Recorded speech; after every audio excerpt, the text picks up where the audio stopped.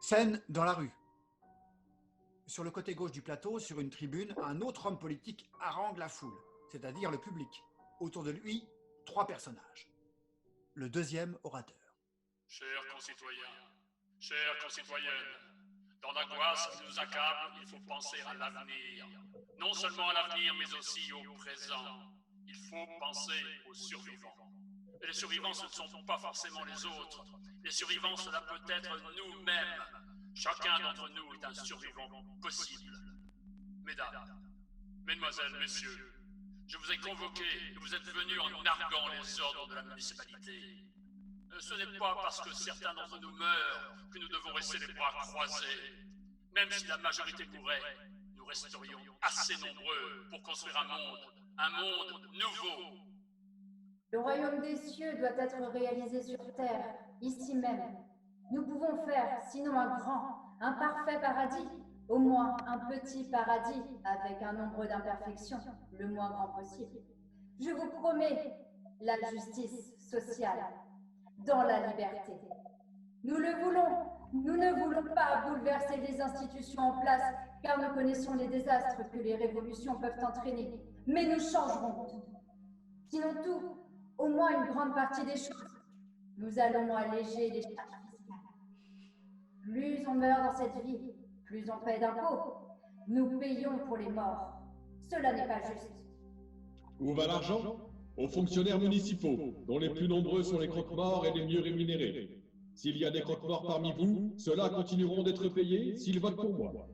Non seulement nous paierons beaucoup moins d'impôts, mais nous prélèverons les salaires des ouvriers et nous allégerons les charges qui pèsent sur les petits commerçants.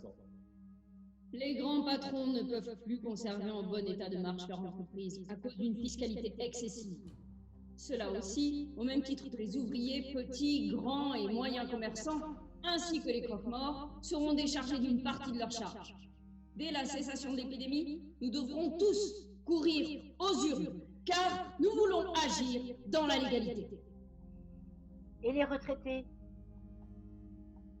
Ils seront favorisés. Et les enseignants? Ben, ils seront favorisés. Et les agriculteurs? Étant donné qu'il y a peu de terrains cultivables dans l'enceinte de notre ville, nous pourrons facilement, et sans frustrer les autres catégories sociales, subvenir aux besoins d'une population agricole réduite, et que la maladie qui nous éprouve réduit malheureusement davantage. Ce qui, en un certain sens, est une chance pour tous ceux qui, parmi les agriculteurs, vont survivre. D'ailleurs, mes chers concitoyens, les survivants de toutes les catégories sociales bénéficieront considérablement de l'allègement démographique. Je ne prétends toutefois pas que celui-ci soit à désirer, mais s'il faut l'accepter par nécessité, nous en tirerons le maximum de profit pour le bien de tout le monde. Car je vous promets le bonheur dans la prospérité, dans une société de consommation améliorée et qui aura les avantages de la pauvreté sans en avoir les inconvénients. Le bonheur à la portée de tous. Bravo! Bravo! Mais comment concilier les contradictions? Quelle contradiction? Certaines contradictions. Comment concilier les ouvriers et le patronat et le commerce en même temps? Chacun n'a qu'à y mettre du sien. J'ai mon plan, en 12 points. Réactionnaire, fasciste! Vous ne voyez donc pas dans quelle ambiance psychologique vous vivez, avec les édiles municipaux que nous avons. Ils ne pensent qu'à la mort. Comment enterrer les gens, comment brûler leurs effets afin d'empêcher la propagation de ce qui est peut-être une épidémie, qui n'en est peut-être pas une. Nos dirigeants sont des obsédés de la mort, des névrosés obsessionnels. Ils constituent, à eux tous, un régime morbide et décadent. Ah bah, le régime morbide et décadent! Ah bah, les obsédés de la mort! Tu ne dis rien, toi, tu n'es pas d'accord? Mais si, je suis d'accord. Ah bah, les obsédés! D'après nos statistiques, 3 conseillers municipaux sont déjà morts. 2 autres sont malades. Comment avoir confiance dans des dirigeants qui donnent un si mauvais exemple à leurs administrés? Je vous promets des gouvernants sains, autant que possible, et immortels dans la limite de la condition humaine. Je vous promets le bonheur. Par la droite entrent 2 agents de police. Les groupements sont interdits. Dispersez-vous, circulez! Dispersons-nous, mes enfants, dispersons-nous, en ordre, nous vaincrons. Mais nous vaincrons dans la légalité. L'orateur descend de sa tribune. Aux agents, Nous nous retirons à contre-cœur. Je vous revaudrai ça quand nous serons au pouvoir. Sachez que nous ne voulons pas un gouvernement qui prend des mesures pour la mort sans songer aux mesures à prendre pour la vie. l'orateur s'en va dignement, suivi par les 3 personnages. Aux 3 personnages. Suivez-moi. L'orateur et les 3 personnages sortent par la gauche lentement, à reculons, en chantant. On ne chantera pas. Nous entrerons dans la carrière quand les présents n'y seront plus. Circulez! 2 Deux agents. morts! Il chancelle. L'autre agent le soutient. Il est malade. Il a les signes. Ambulance! Ambulance! Il sort par la gauche en soutenant le 2e agent. Dans la coulisse, on entend, mêlée à la chanson des autres personnages, la voix de l'agent. Ambulance! Ambulance! Le moine noir traverse lentement le plateau. Fin de la scène. La scène des docteurs. Salle du conseil. Grande table au milieu du plateau. C'est une réunion du corps médical de la ville. Il y a 3 hommes et 3 femmes. Notre science est impuissante. Impuissante dans ces cas, et impuissante aujourd'hui. Elle ne sera plus impuissante demain. Dire que la science est impuissante, cela mène au mysticisme, condamné par la loi, ou bien à l'agnosticisme, ce qui est réprouvé par le corps médical, par les chimistes, les physiciens, les biologistes, ainsi que par l'administration et les comités d'hygiène. Ce n'est pas le mysticisme qui a recouvert les rues des cadavres, de dizaines de milliers de cadavres. La science non plus d'ailleurs. Ils sont morts parce qu'ils ne sont pas suivis de préceptes de l'hygiène. L'enseignement médical dans les facultés, aussi bien que l'enseignement d'hygiène et pré-médical populaire, est mal conçu. Dans certains quartiers, il est même inexistant. L'administration de la ville doit être mise en cause. On devrait arrêter les membres du conseil municipal, le maire et ses adjoints, ainsi que les cadres. Il faut les juger, les condamner à mort. Pour beaucoup d'entre eux, ce n'est plus la peine. Ce n'est pas à cause de l'ignorance que l'on meurt. Seriez-vous partisan du mysticisme? Si, on meurt par ignorance. Si on suivait les préceptes de la médecine, consciencieusement, de bout en bout, personne ne mourrait. Oui, c'est vrai. Théoriquement, ne meurent que les personnes qui relâchent leur vigilance, et meurent sans le savoir, sans qu'elles s'en aperçoivent, ou bien meurent ceux qui le veulent bien, ou alors les condamnés à mort ou les soldats tués à la guerre. On meurt aussi en temps de paix. On meurt aussi malgré soi. C'est pour cela que beaucoup de personnes, les personnes polies, meurent en s'excusant. On meurt quand on veut bien mourir. Mais ce vouloir bien est un vouloir complexe. On meurt lorsque, consciemment ou non, on accepte la mort. C'est l'être qui cède, qui renonce. Les vaillants et ceux qui luttent pour la liberté et la libre détermination de soi-même ne doivent pas céder. On ne peut pas ne pas céder. On peut et l'on ne doit pas céder. Si l'on meurt, c'est qu'on veut bien céder aux forces du mal. La mort, c'est la réaction. Cela ne doit pas troubler les forces du progrès. Nous sommes tout de même limités dans le temps. C'est une vérité banale, élémentaire. Je déplore à la fois que la mort existe, je déplore également qu'on doive vous le redire et que vous tâchiez de réfuter cette vérité. Vous méritez d'être condamné à mort.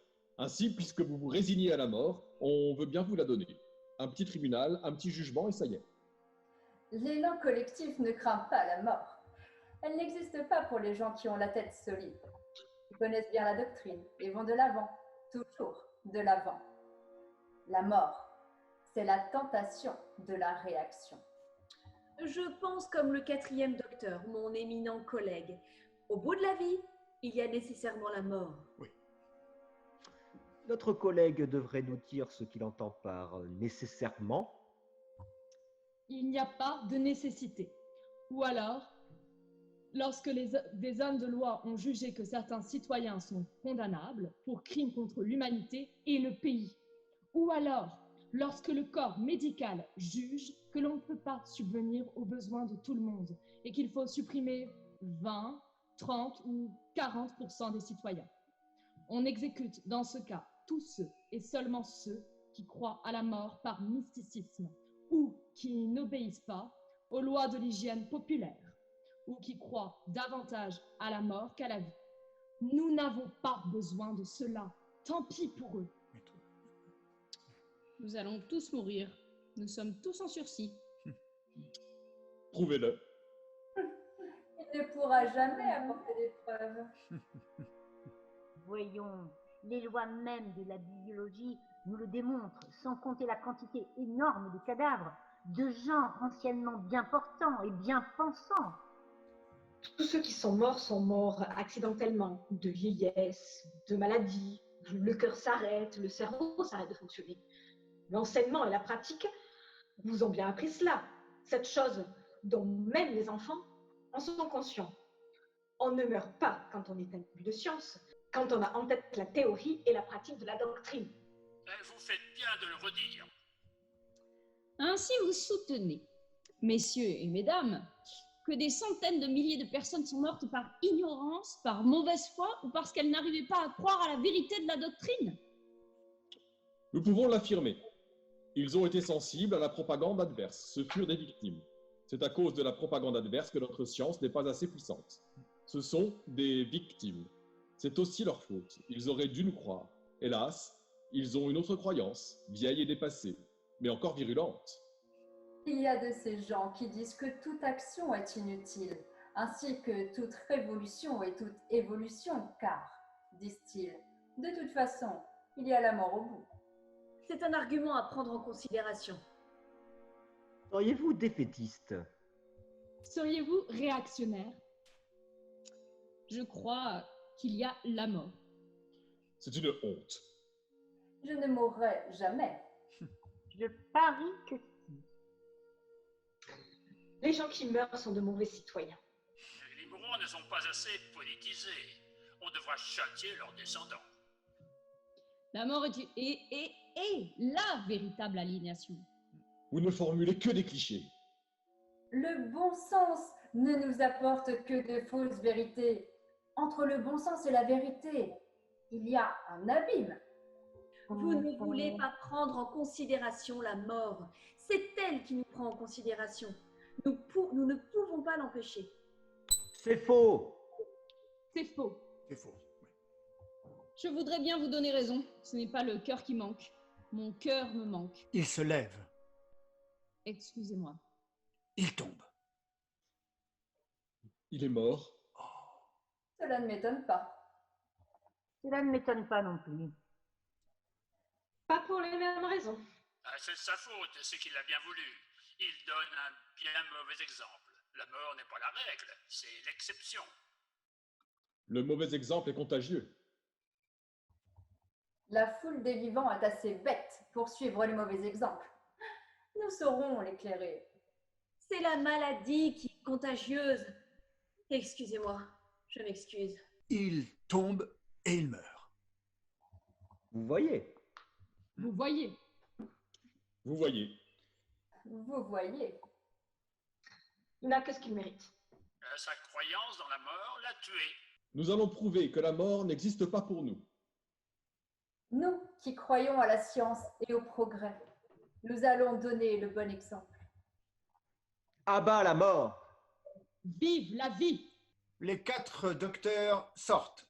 On entend en coulisses leur voix. Ne tombez pas! Bruit d'une chute. Ne tombez pas! Bruit d'une chute. Ne tombez pas! Bruit d'une chute. Voyons, ne tombez pas, voyons, que je ne tombe pas. Bruit d'une chute.